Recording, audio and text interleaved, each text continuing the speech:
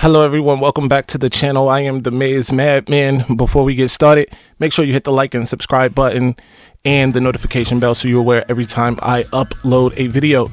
Today we are talking some updates before the spring game. Jesse Minter gives some defensive update. Sharon Moore gives some offensive updates, plus what some recruits are saying after their weekend visits and what's ahead for Michigan recruiting, all that, and I'm upset. PFF released their top 10 offensive coordinators and Sharon Moore wasn't on the list.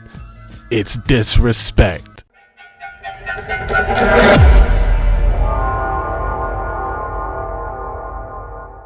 Anything in your path you want, you can have. Walk through the mall. If you like it, you can grab. Total it all up and put it on my tab.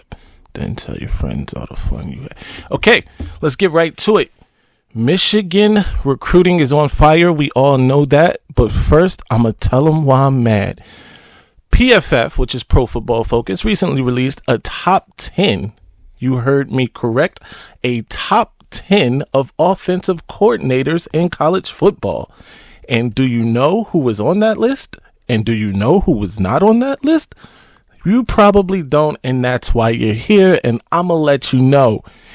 On that list was former Notre Dame offensive coordinator, current Alabama co-offensive coordinator thingy. I don't know what they have going on down there. But anyway, it was Tommy Rees. Tommy Rees.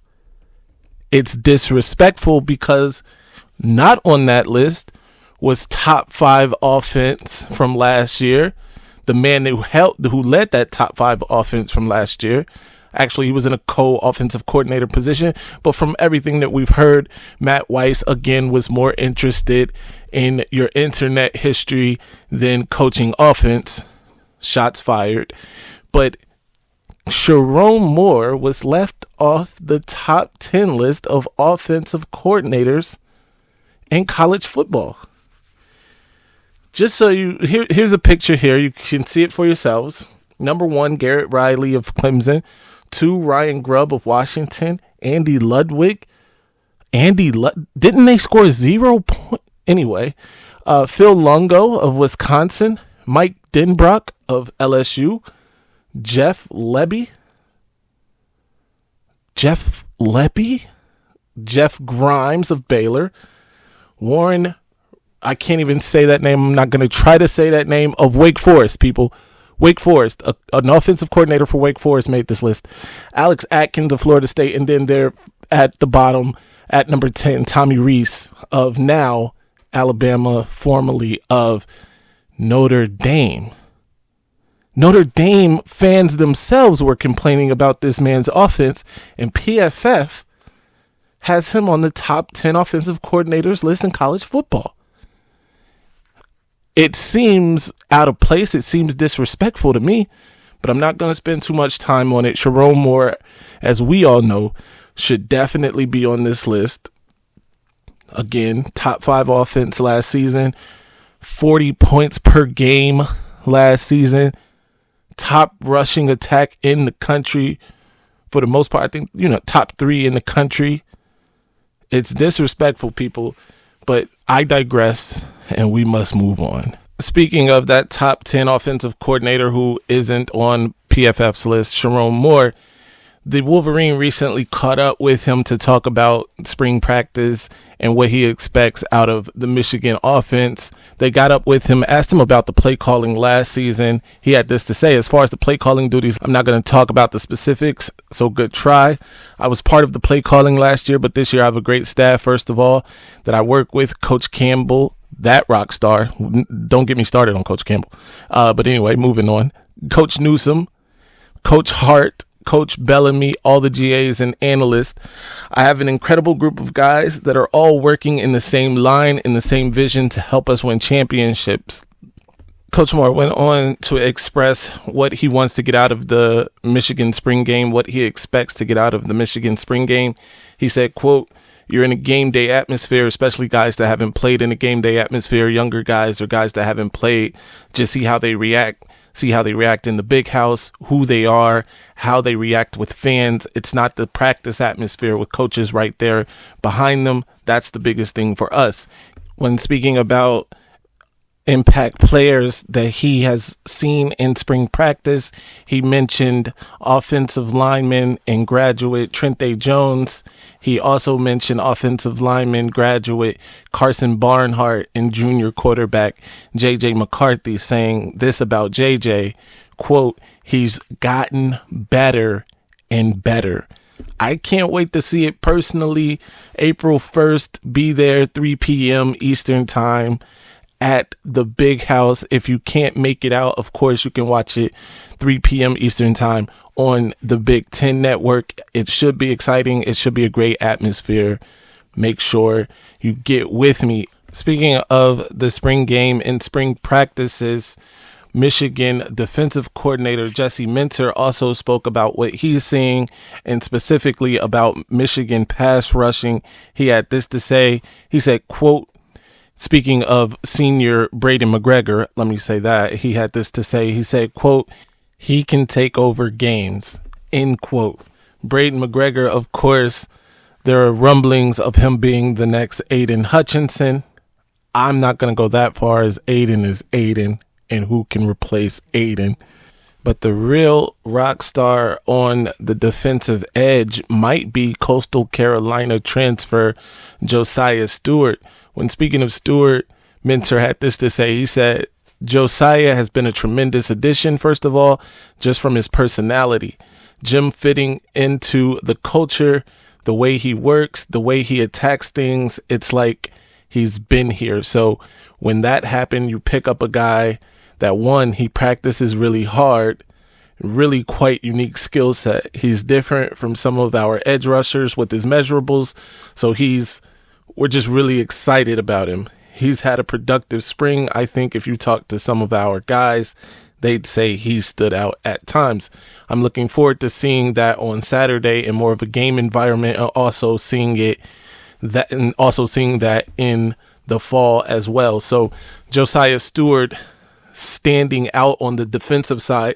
Jesse Minter also spoke a little bit about some guys that have been banged up for Michigan, including starting cornerback Will Johnson, Nikhai Hill-Green, Junior Colson, and Jaden McBurrows. He had this to say about Jaden McBurrows and Nikhai Hill-Green, who both missed last season due to injuries. Jaden McBurrows, of course, the defensive back who appeared in 4 games in his true freshman season in 2021, had a leg injury in 2022, and Hill-Green had what they referred to only as a soft tissue injury. Didn't really get further into it. But speaking on those two guys in particular, about McBurrows, he said, both guys are excited to get back on the field. Jaden is a guy competing. There's some playing time available in the secondary, so he's a candidate for that, and he's had a good, productive spring.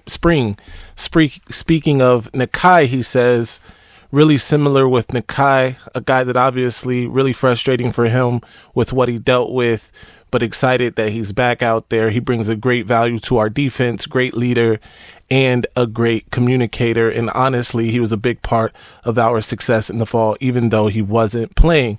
So both of those guys expected to be back shortly, maybe even on the field for the spring game.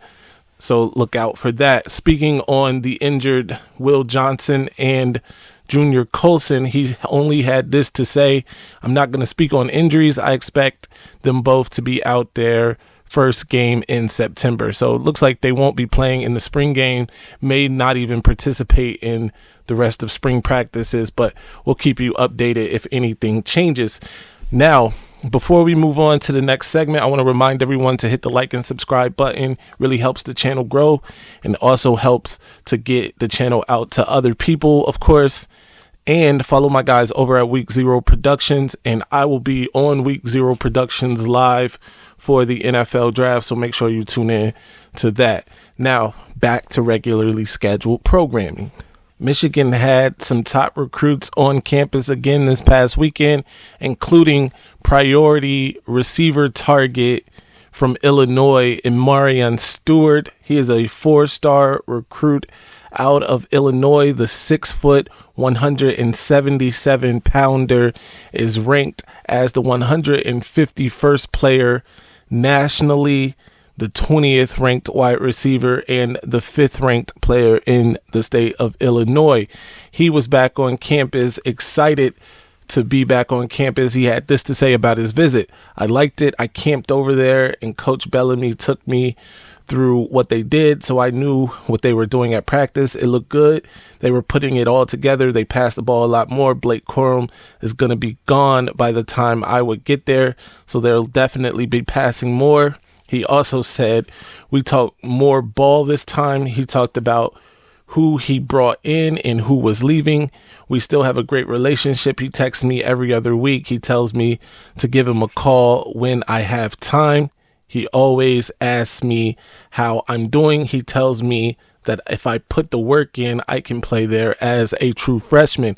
He also went on to say that Michigan is at the top, not one of the top teams for him, not one of the top schools or universities for him, but at the top. And I'm sure, as I've pointed out in previous videos, if we get a certain somebody to commit on Friday, that I'Marion Stewart wouldn't be far behind with his commitment, but we'll keep you up to date on that as more information becomes available.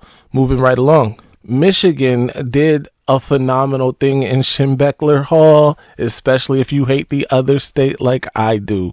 Michigan took the flag from last year's victory over those vile, disgusting, cesspool-ridden Buckeyes that they planted on the O there in Ohio Stadium. It is now on display as you walk in Schembechler Hall. That is a beautiful, beautiful sight. As you look at it here, you just see the Block M on that blue background. The picture you see here, it's just beautiful. Anyway, moving along, in other good news for Michigan and Michigan players, true freshman Samaj Morgan launched a foundation. He is set to host more than 150 kids at Michigan spring game. It is called the Samaj J. Morgan Foundation, which has collaborated with Sound Mind, Sound Body, and NPA Dream Team. Players will have an opportunity to tour the campus and facilities, meet Michigan coaching staff, and get an in-depth look at the winningest program in college football history.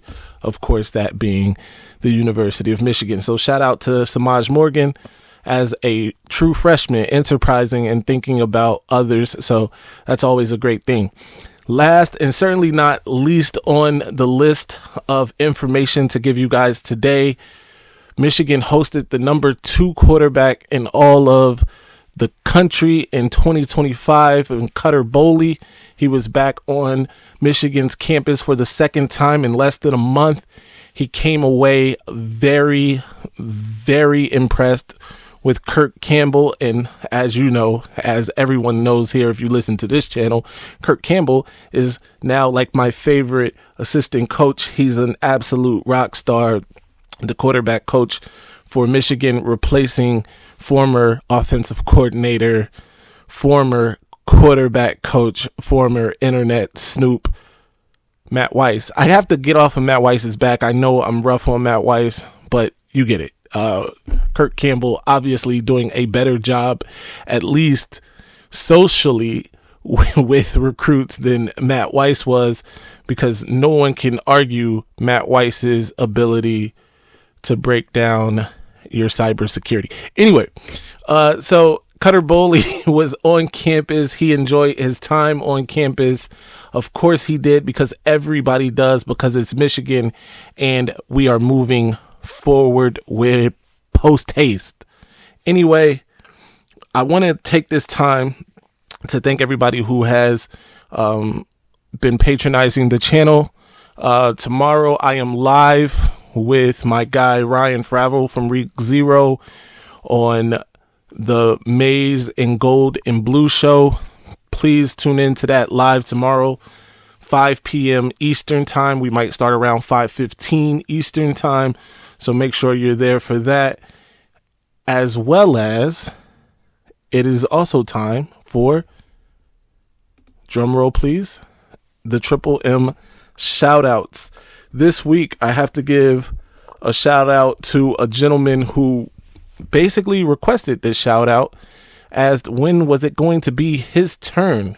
Well, sir, it is your turn. You are officially a Maize madman. Everybody give him a round of applause. And that is Seth Scott. Seth Scott, like I said, you're officially a madman. Thank you for the support. Moving on. Next up, Ricky Felder Jr. I'm upset. I like that in the comment section.